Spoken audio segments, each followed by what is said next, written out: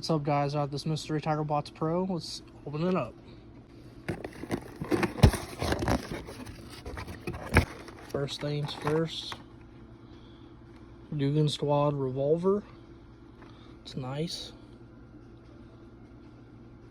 That'll catch some smallmouth. Some Headbanger Cranky Shad.